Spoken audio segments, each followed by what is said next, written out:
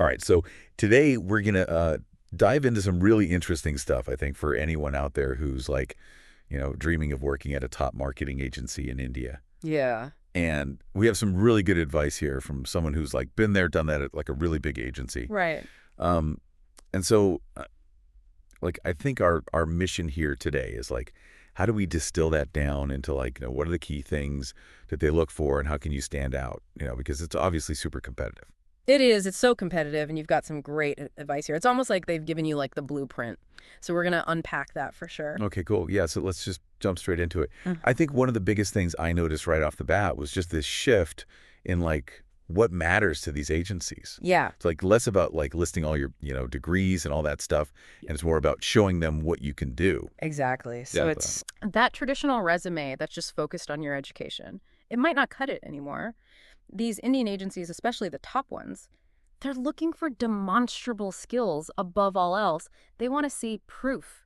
Proof. Okay, so like in the marketing world, what does that proof actually look like? So think tangible examples, case studies that really outline your role, the impact you've had on past projects, even if they were just personal things that you did. Developing a strong personal brand online is also key. Hmm. So instead of just saying, oh, I understand digital marketing, prove it. Yeah. Showcase your unique perspective. Hmm. Write blog posts, LinkedIn articles, or even just engage in discussions online in the places where Indian marketing professionals are. Right. It's all about showing you're living and breathing this stuff. Totally. Yeah, it's like you can talk the talk, but can you actually walk the walk? Exactly. How do you show that? Okay, so that's like the first thing, like showing the proof. Yep. Now, like getting your foot in the door. Um, it sounds like just the old approach of like sending out applications just isn't going to cut it. Yeah. Networking is huge. Networking is everything these days. You're absolutely right. Blind applications, they're way less effective than actually taking the time to build those connections. You need to be proactive in getting on their radar. Okay, so how do you actually do that? Well, the advice here really highlights engaging with agency leaders online. Follow what they're sharing on platforms like LinkedIn, comment on their posts, offer thoughtful insights. It's all about building a genuine connection Okay. and showing you're invested in their industry and their work long before you ever submit an application. Yeah, that's so interesting because it is like a much more engaged approach, right? Yes. You can't just be passive. No. Okay, so you've got like the proof, you've got like the networking piece. Yeah. Now let's talk about the interview itself. Okay. And this is where I thought this was so interesting. This key question, like how would you improve one of our past campaigns? Hmm. Oh, that's like the ultimate test. It is. And what's fascinating about this question is how directly it probes the candidate's strategic thinking. It's not about theoretical knowledge. It's about applying those analytical skills to real world work. What stands out to you about this question? I mean, it sounds like it requires some serious homework. Oh, absolutely. You can't just like walk in and be like, I don't know. No, you need to do your research. You need to really thoroughly research the agency's previous campaigns, understand what their objective was, who they were targeting, what results they achieved, and then come prepared with really specific, insightful, and practical suggestions for improvement. Okay. This shows them that you're not just a strategic thinker, but you're genuinely interested in contributing to their success. Yeah. What do you think are some common mistakes people make when they try to answer that question?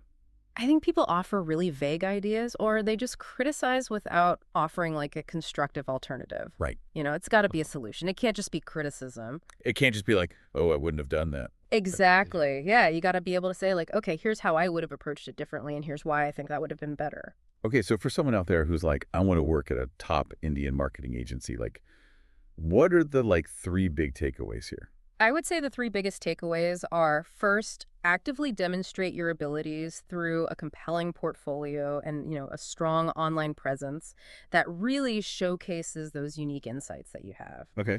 The second thing, prioritize building genuine relationships within the industry. Don't underestimate the power of making those connections online. And then third, be prepared to analyze the agency's past work and offer really concrete, actionable ideas for improvement during that interview process. So it really comes down to like, it's less about what, pieces of paper you have. Yes. And it's more about like what you can actually demonstrably do and who you know. Absolutely. And it's a much more like proactive, engaged Yes. approach to job seeking. It really is. And that raises a really important question for you, the listener.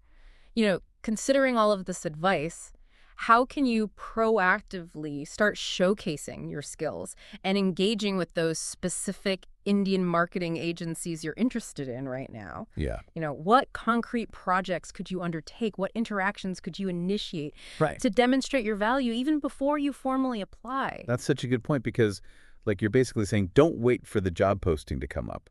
Don't wait. Start now. Start building those relationships. Start showcasing those skills so that when the opportunity arises, you're already top of mind. Yeah. You're not just like a random application in the pile. You're like, oh, I've seen this person. Like, Yeah. they're already doing cool stuff. Exactly. Awesome.